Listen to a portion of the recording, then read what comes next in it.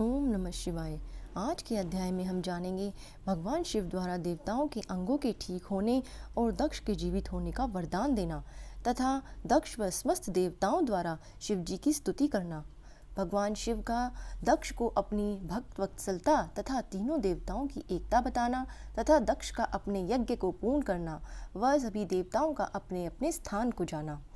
देवताओं ने भगवान शिव की अत्यंत विनय के साथ स्तुति करते हुए अंत में कहा, आप पर परमेश्वर परमात्मा और परात्पर हैं। आप सर्वव्यापी विश्व मूर्ति महेश्वर को नमस्कार है। आज विष्णु कलत्र, विष्णु क्षेत्र, भानु, भैरव, शरणागत वत्सल, त्र्यंबकम और विहरणशील हैं। आप मृत्युंजय हैं, शोक भी आपका ही रूप है। आप त्रिगुण और गुणात्मक हैं। चंद्रमा, सूर्य और अग्नि आपके नेत्र हैं। आप सबके कारण और धर्म मर्यादा स्वरूप हैं। आपको नमस्कार है। आपने अपने ही तेज से संपूर्ण जगत को व्याप्त कर रखा है। आप निर्विकार प्रकाशपूर्ण चिदानंद स्वरूप परम ब्रह्म परमात्मा है। महेश्वर ब्रह्म, विष्णु, इंद्र और चंद्र आदि समस्त देवता और मुनि आपसे ही उत्पन्न हुए हैं। चूँकि आप अपने शरीर को 8 भागों में विभक्त करके समस्त संसार का पोषण करते हैं, इसीलिए अष्टमूर्ति कहलाते हैं। आप ही सबके आदि कारण करुणामय ईश्वर हैं। आपके भय से यह वायु चलती है। आपके भय से अग्नि जलने का काम करती है। आपके भय से सूर्य तपता है और आपके ही भय से मृत्यु सब ओर दौड़ती फिरती है। दयानि सिंधु महेशान परमेश्वर प्रसन्न होइए। हम नष्ट और अचेत हो रहे हैं, अतः सदा ही हमारी रक्षा कीजिए, रक्षा कीजिए। नाथ करुणानिधे शंभो, आपने अब तक नाना प्रकार की आपत्तियों से जिस तरह हमें सदा सुरक्षित रखा है, उसी तरह आज भी आप हमारी रक्षा कीजिए। नाथ दुर्गेश्वर, आप शीघ्र कृपा करके इस अपूर्ण यज्ञ का और प्रजापति दक्ष का भी उद्धार कीजिए। भग को अपनी आंखें मिल जाएं, यजमान दक्ष जीवित हो जाएं, पुषा के दांत जम जाएं और भृगु की दाढ़ी मूछें पहले जैसी हो जाएं। शंकर आयुधों और पत्थरों की वर्षा से जिनके अंग भंग हो गए हैं, उन देवता आदि पर आप सर्वथा अनुग्रह करें, जिससे उन्हें पूर्णतः आरोग्य लाभ हो। नाथ यज्ञ कर्म पूर्ण होने पर जो कुछ शेष रहे, वह सब आपका पूरा पूरा भाग हो।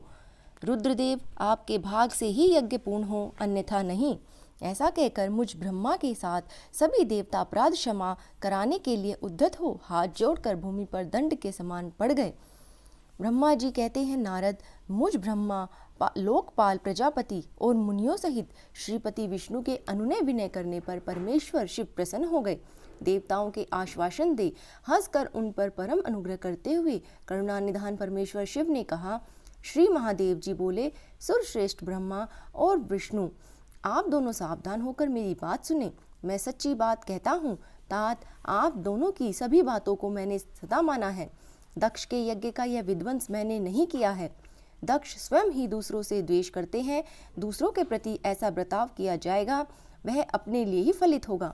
अतः वह ऐसा कर्म कभी नहीं करना चाहिए जो दूसरों को कष्ट देने वाला हो। दक्ष का मस्तक जल गया था, इसीलिए उसके सिर के स्थान में बकरे का सिर जोड़ दिया जाए। भग देवता मित्र की आंखों से अपने यज्ञ भाग को देखें। तात, पुषा नामक देवता जिनके दांत टूट गए हैं, यजमान के दांतों से भली भांति पिसे हुए यज्ञान का भक्षण करें। यह मैंने सच्ची बात बताई है। मेरा विरोध करने वाले भृगु की दाढ़ी के स्थान में बकरे की दाढ़ी लगा दी जाए। शेष सभी देवताओं के जिन्होंने मुझे यज्ञ भाग के रूप में यज्ञ की अवशिष्ट वस्तुएं दी हैं, सारे अंग पहले की भांति ठीक हो जाए। अर्धवर्यु आदि यज्ञों में से जिनकी भुजाएं टूट गई हैं, वे अश्विनी कुमारों की भुजाओं से, और जिनके हाथ नष्ट हो गए हैं, वे पुषा के हाथों से अपने काम चलाएं। यह मैंने आप लोगों के प्रेमवश कहा है। ब्रह्मा जी कहते हैं, नारद, ऐसा कहकर वेद का अनुसरण करने वाले सुर सम्राट चराचरपति दयालु परमेश्वर महादेव जी चुप हो गए। भगवान शंकर का वह भाषण सुनकर श्री विष्णु और ब्रह्मा सहित संपूर्ण देवता संतुष्ट हो उन्हें तत्काल साधुवाद कर देने लगे। तदंतर भगवान शंभु को आमंत्रित करके मुझ ब्रह्मा और देव ऋषियों के साथ श्री विष्णु अत्यंत हर्षपूर्वक पुनः दक्ष की यज्ञशाला की ओर चले। इस प्रकार उनकी प्रार्थना से भगवान शंभु विष्णु आदि देवताओं के साथ कंखल में स्थित प्रजापति दक्ष की यज्ञशाला में पधारे। उस समय रुद्रदेव ने वहां यज्ञ का और विशेषतः देवताओं तथा ऋषियों का जो वीरभद्र के द्वारा विध्वंस किया गया था उसे देखा। स्वाहा स्वधा पुषा तुष्टि धृति सरस्वती अन्य समस्त ऋषि पितृ अग्नि और अनान्य बहुत से यक्ष गंधर्व और राक्षस वहां पड़े थे। उनमें से कुछ लोगों के अंग तोड़ डाले गए थे, कुछ लोगों के बाल नोच लिए गए थे और कितने ही उस सम्रांगण में अपने प्राणों से हाथ धो बैठे थे। उस यज्ञ की वैसी दुर्व्यवस्था देखकर भगवान शंकर ने अपने गणनायक महापराक्रमी वीरभद्र को बुलाकर हंसते हुए कहा, महाबाहु वीरभद्र, यह तुमने कैसा काम किया है? तात तुमने थोड़ी ही देर में देवता और ऋषि आदि को बड़ा भारी दंड दे दिया। वत्स, जिसने ऐसा दोषपूर्ण कार्य किया, उस विलक्षण यज्ञ का आयोजन किया और जिसे ऐसा फल मिला, उस दक्ष को तुम शीघ्र यहाँ ले आओ। भगवान शंकर के ऐसा कहकर वीरभद्र ने बड़ी उतावली के साथ दक्ष का धड़ लाकर उनके सामने डाल दिया।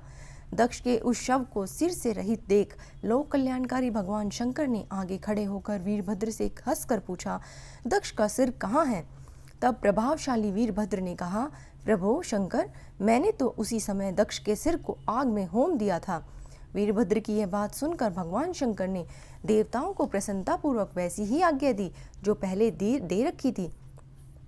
भगवान भव ने उस समय जो कुछ कहा उसकी मेरे द्वारा पूर्ति कराकर श्री हरि आदि सब देवताओं ने भृगु आदि सबको शीघ्र ही ठीक कर दिया। तदंतर शंभु के आदेश से प्रजापति के धड़ के साथ यज्ञ पशु बकरे का सिर जोड़ दिया गया। उस सिर के जोड़े जाते ही शंभु की शुभ दृष्टि पड़ने से प्रजापति के शरीर में प्राण आ गए और वे तत्काल सोकर जग गए और पुरुषों की भांति उठकर खड़े हो गए। उठते ही उन्होंने अपने सामने करुणानिधि भगवान शंकर को देखा।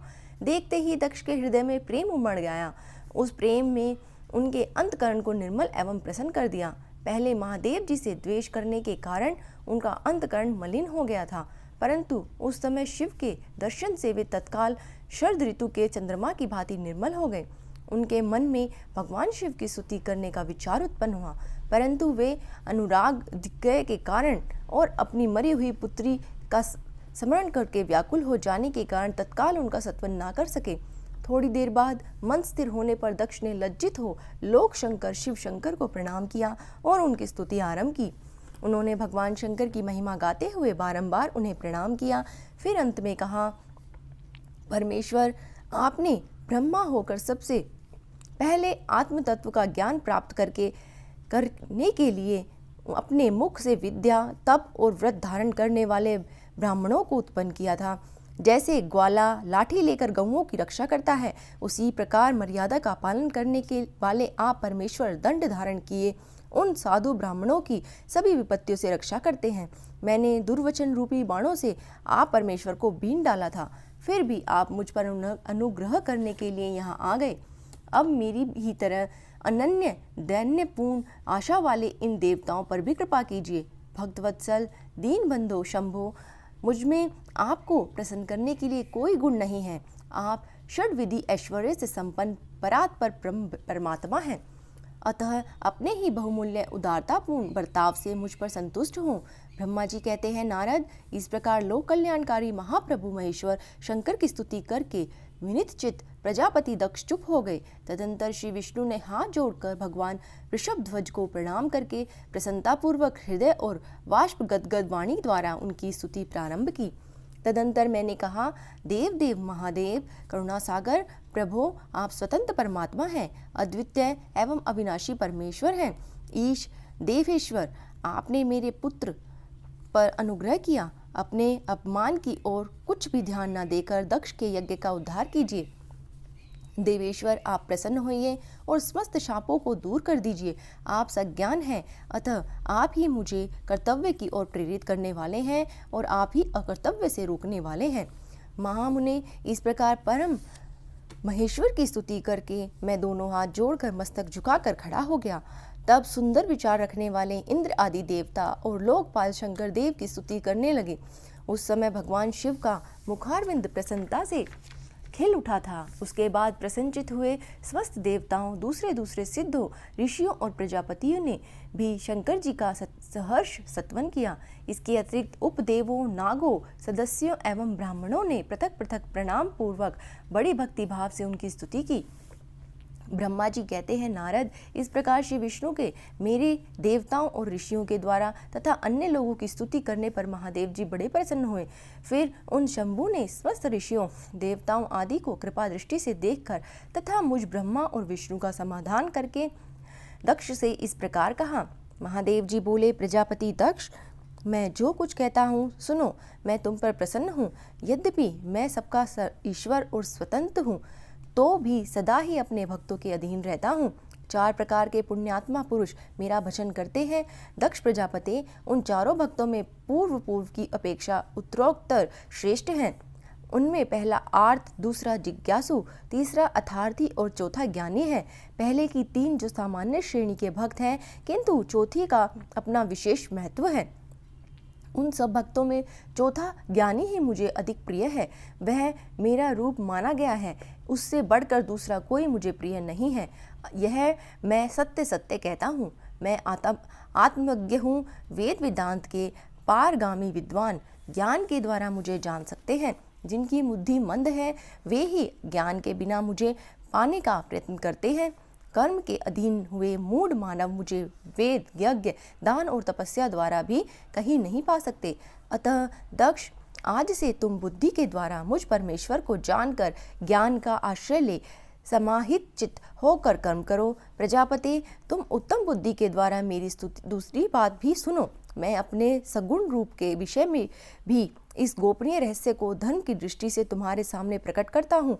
जगत का परम कारण रूप मैं ही ब्रह्मा और विष्णु हूँ। मैं सबका आत्मा, ईश्वर और साक्षी हूँ।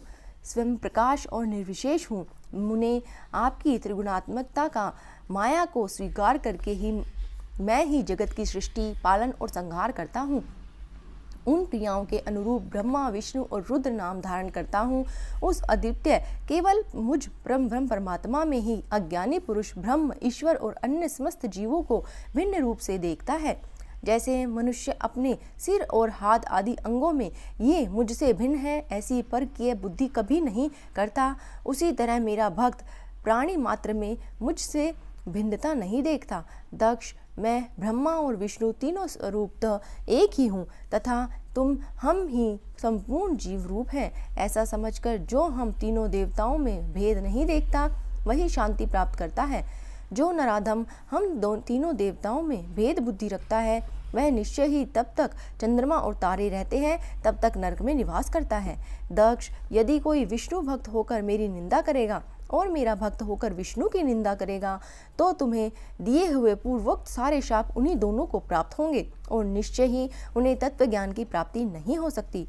ब्रह्मा जी कहते हैं, मुने, भगवान महेश्वर के इस सुखदायक वचन को सुनकर सब देवता, मुनि आदि उस अवसर पर बड़ा हर्ष हुआ। कुटुंब सहित दक्ष बड़ी प्रसन्नता के साथ शिव भक्ति में तत्पर हो गया। वे देवता आदि भी शिव को ही सर्वेश्वर जानकर भगवान शिव के भजन में लग गए।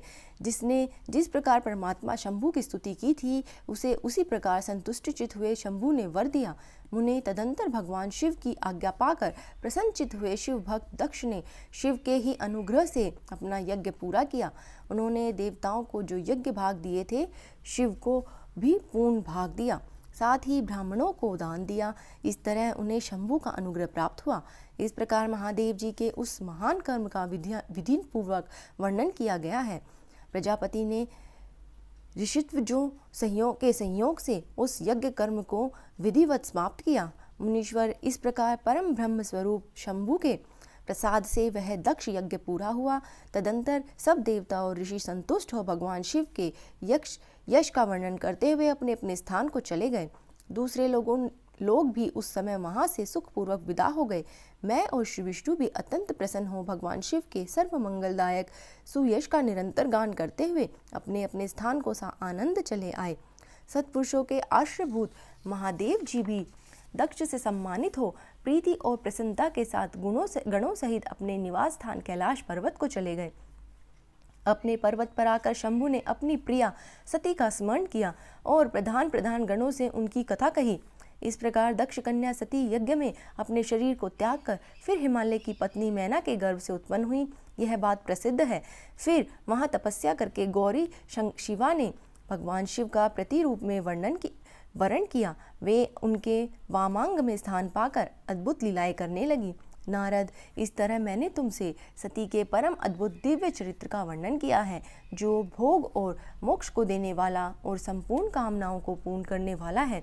यह उपाख्यान पापों को दूर करने वाला, पवित्र और परम पावन है, स्वर्ग, यश और आयु को देने वाला तथा पुत्र पौत्र आदि फल प्रदान करने वाला है। तात जो भक्तिमान पुरुष भक्ति भाव से लोगों को यह कथा सुनाता है, वह इस लोक में संपूर्ण कर्मों का फल पाकर परम लोक में परम गति को प्राप्त कर लेता है। ओम नमः शिवाय।